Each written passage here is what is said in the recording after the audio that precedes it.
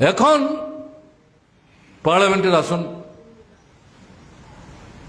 ত্রিপুরায় 14 লক্ষ উপজাতির স্বার্থ রক্ষা করার জন্য আপনি এত লড়াই করছেন। হ্যাঁ,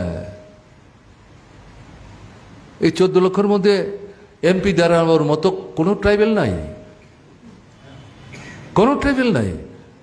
52 সাল থেকে যে নির্বাচনটা হচ্ছে, এই ট্রাইবেল রিজার্ভ সিটে তো ট্রাইবেলই দাঁড়াচ্ছে, ত্রিপুরার ভেতরের লোকই তো দাঁড়াচ্ছে।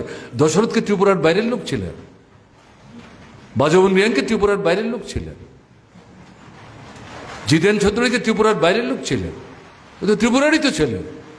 রিজার্ভ সিটে তো তারাই দাঁড়িয়েছেন। আপনার পিতৃদেব, তিনি 3 বার এমপি হলেন কংগ্রেসের টিকিটে। আপনার মা 2 বার এমএলএ হলেন কংগ্রেস টিউজেসের টিকিটে, মন্ত্রী হলেন। মন্ত্রী থাকা অবস্থায় আবার এই পরিবারের লোককে এমপি করতে হবে, তাকেই পাঠালেন। তাহলে কি হলো?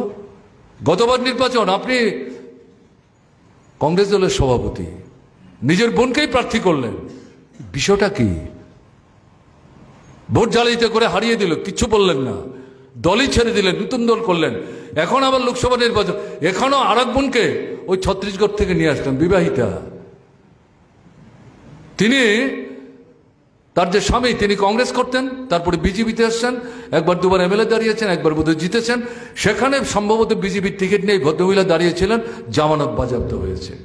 এত যোগ্য, তাকে ওখান থেকে হাওয়াই জাহাজে করে উড়িয়ে এনে ত্রিপুরা থেকে ট্রাইবেলদের প্রতিনিধিত্ব করার জন্য দিল্লিতে যাবে। আমাদের এই 14 লক্ষ ট্রাইবেলের মধ্যে নাই লোক। প্রশ্ন করছেন, এটা আমার প্রশ্ন না, কিন্তু একটা দল তার প্রার্থী কাকে করবে না করবে পূর্ণ স্বাধীনতা তাদের, কিন্তু মানুষের প্রশ্ন। আপনারা এখানে যারা আছেন, আপনাদের মধ্যে অনেকের মধ্যে এই প্রশ্ন।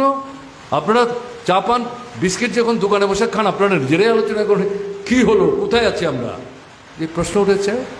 কাজেই মানে তিপ্রা মথা আগের জায়গায় নাই, এটা বুঝতে হবে।